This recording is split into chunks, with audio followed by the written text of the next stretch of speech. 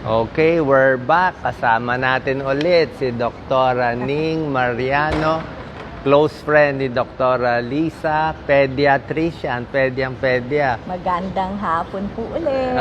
Okay. Dito po ulit ako. Kanina, topic natin, pulmonya, ubo. Hanapin nyo na lang. Ngayon, isa pang deadly na sakit, di ba? Ito yung dalawang killer ng mga bata eh. Yeah.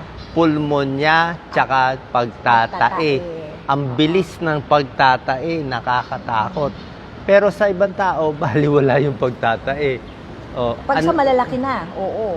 Nakakatakot Pero pag sa din. bata, pag senior, delikado. pag senior, delikado. Extreme of ages na, Okay. di ba? So, pag nagtatae, bakit may namamatay sa pagtatae? Kasi nade-dehydrate na yan eh. Nahuhuli na tayo sa pagpunta sa doktor o sa Yes. ospital. Kasi akala natin, ay, nagtatai lang naman yan, okay lang yan. Pero tandaan nyo po, pag batang maliit ha, hindi po pwedeng sabihin lang natin na okay lang yan. Kasi mas mabilis silang ma-dehydrate eh. Lalo na hindi, yung pag nagtae, ayaw nang kumain, ayaw nang uminom ng kahit ano, kahit nga yung gatas na dinidede nila, o kaya dumede man sa mga mami, nawawala na ng gana eh. So, yung iba, huwag po nating baliwalain yan. At delikado po yan, lalo na po sa mga bata less than 2 years old. So, pag nagtatae ang bata, let's say sa mga nakikinig sa atin, first question is edad. Diba? Ibang usapan ng Ibang 1-year-old na maliit Yes, o yes. 10 years old. Yes. So, paano mag-iiba ang gamutan ng 1-year-old, 1 month o 10 years old? Kasi ang problema mo kasi kapag mga 1-year-old dyan or Maliit. Maliit na bata, hindi naman kasi nagsasabi yan na nauuhaw ako. Hindi katulad ng 10 years old, di ba? Pag nauuhaw, at least alam mo na ay, pwedeng na-dehydrate na tong bata na to. Eh, yung 1-year-old, hindi na makakapagsalita po yan. Kaya talagang kailangan alamin natin na kung ano ang dapat ibigay kapag nagtatai na yung bata. So, ako lagi kong sinasabi sa mga mami, basta nagtatai na, dapat may nakaredy na kayong mga ORS sa bahay para kung ano Oral rehydrating Oral solution. yes, oo. Mga Pedialyte, Hydrate. Hydrate. Iba ba ang ORS ng bata? Iba ORS ng matanda? ay pareho lang yun. Pareho lang. Same solution. Same solution yun. Same solution. Okay. Oo. Ang ano lang, ang pinatuturo ko lang sa mga mamis kasi kapag nagtai yung bata, dapat titingnan nila kung itatansyahin nila kung gaano kadami yung nilabas sa pagpupo. Yan, babantayan nila lahat ng diaper. Yes, oo, para bang isang ano ba 'yan? Isang tasa ba yung pupo na nilabas niya na matubig? Kalahating tasa ba 'yan? Ganyan. Tinitimbang o ano ba? Pwedeng timbangin kasi kami ang ano namin, 'di ba, ang sa timbangan 1 gram equivalent to 1 ml yun eh. Oo. So, kung halimbawa, 100 grams yan. So, ibig sabihin, 100 ml yung napupo niya, di ba? So, yun din dapat kasi, ganun din karami ang kailangang ibalik o kaya ipainom through ORS. So, yan ang kailangan matalino si mami. Pag tinanong, lahat ng dinumi, lahat ng inihi, kung may ihi pa, Yes. sasabihin, kung sinabi, 10 beses na, puro 100 ml, Naku, wala na yun. 1 litro na yun, ang dami na nun. So, panic na tayo noon. Oo. Kaya pag nagtatae at halimbawa, nakadalawang tae na tigo 100 yan, dapat napapalitan na kagad ng ORS yun. Hindi pwede yung dede lang, ay yung gatas lang ha. Di ba yung magdedede kay mami? Either dede or nakagatas siya. Kulang na yun. Kulang yun. Kasi yun lang yung regular na dapat tinitake ng bata eh. Tapos nawala pa yung fluids dun sa pagtatain niya. So, dapat yung nawala na yun na fluids, yun ang dapat palitan. Kala ko bawal bigyan ng tubig yung bata. Hindi ba bawal? Pag less than 1 year old? Binibigyan? Yung mga syempre kapag nagtatai ka na, kailangan mo ng palitan yun, di ba? Exempted na. Oo, nagtatai na. Hindi na pwedeng mag-rely dun sa gatas lang ng ina. O kasi, di ba, ang ano nga natin, ang advocacy natin ng mga pediatrician, dapat breastfeeding. Breastfeeding Oo. is best for babies. oo. Kaya lang, Pag pag nagtatai na, dagdag. dapat may dagdag na. Kasi natanggalan ka na ng tubig sa katawan. So, hindi mo pwedeng ang idagdag, puro gatas na lang ng gatas. Dapat merong oral rehydration. Paano So, kung ayaw ng bata inumin? yan ang magkakaroon tayo ng problema. Yan yung sinasabi ko nga, dali nyo na ho sa doktor or dali na sa ospital. Kasi kahit paano sa emergency room, mamomonitor kasi yan, bibigyan nila yan ng ORS, mayroong sapat na amount na ibibigay doon. Tapos doon, bibigyan ng ilang oras na dapat mainom ng bata. Pag hindi, a-admit, swesweruhan. Pag talagang hindi niya ma-tolerate, wala tayong choice kasi tuloy-tuloy pa rin yung pagtatae, di ba? Oo. Wala tayong choice at talagang dehydrated, may moderate dehydration na yung bata. Paano yung batang wala pang 1-year-old, nakakaawa pag tutusukan mo? Ang hirap, di ba? Torture.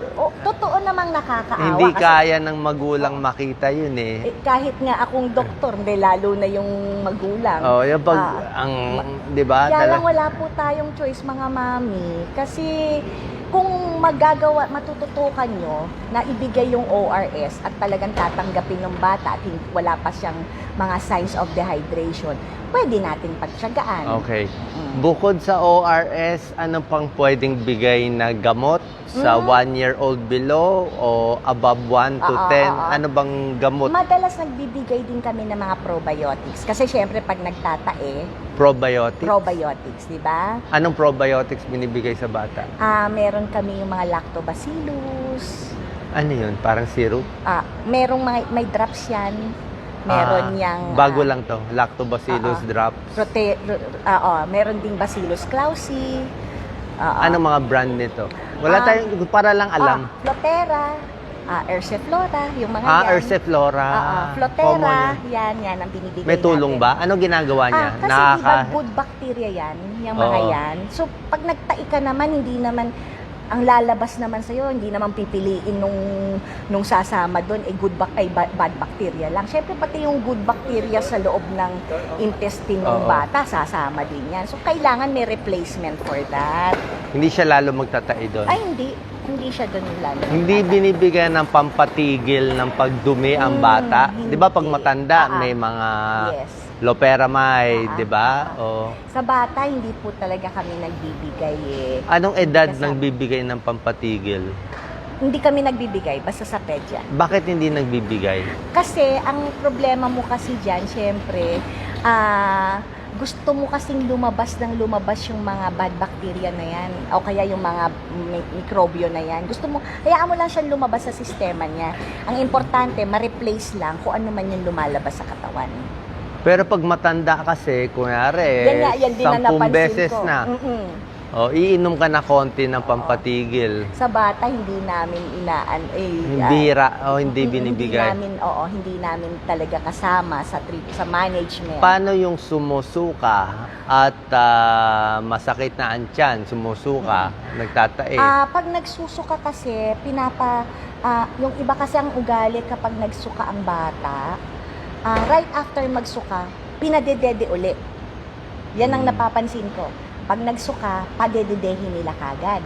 Tapos, syempre, after magdede yan, mga ilang minuto lang, hindi pa nakakapahinga yung sikmura, susuka uli yan. Kaya ako, ang sinasabi ko sa mga parents ng mga pasyente ko, pag nagsuka, wag munang bigyan ng kahit ano yung baby nyo. Pahingahin muna yung sikmura, hayaan munang kumalma.